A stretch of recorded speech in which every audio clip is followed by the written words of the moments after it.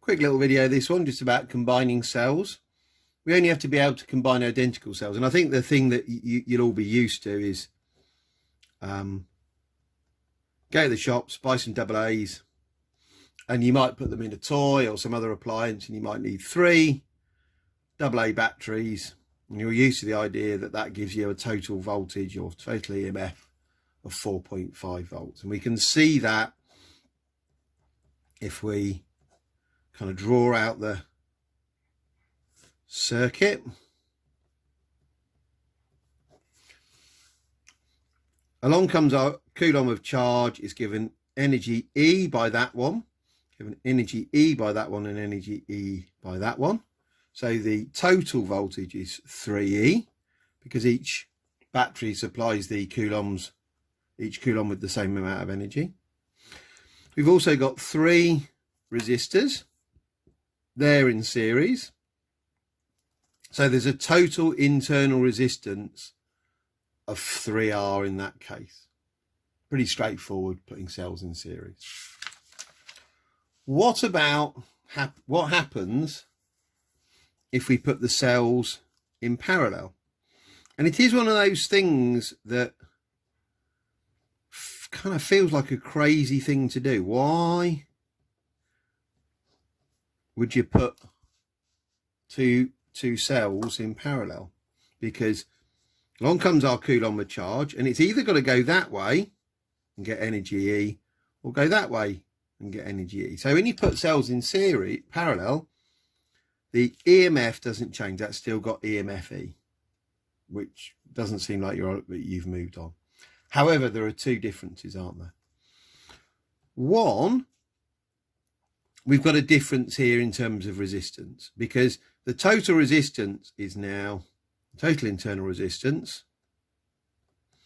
is 1 over R plus 1 over R is 2 over R. So the total resistance has halved.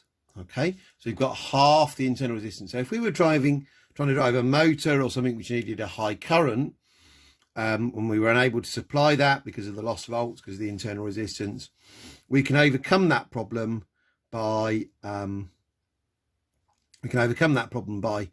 combining resistors in parallel to reduce the internal resistance. There's another benefit as well, isn't there? The current is split, so the current either goes that way. So if we have a current I coming along here, if there are 2, each gets half the current. If there are 3, they get a third of the current. That means the battery will now last twice as long. So if you were, I know, say leaving a sensor in the Arctic to take pictures of the sea ice or measure the temperature kind of every day for 6 months, and you were worried the battery would go flat, you could use lots of batteries in parallel, and then that would run the device for longer at the correct voltage. Putting more batteries in series would give you the wrong voltage, and that wouldn't work.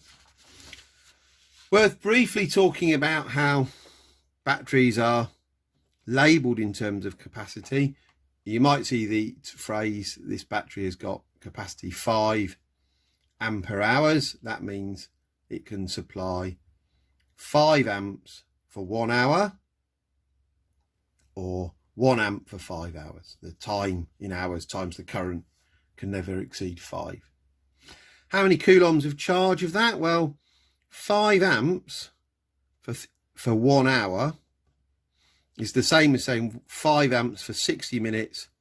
Each minute is 60 seconds, so it's 5 times 3,600.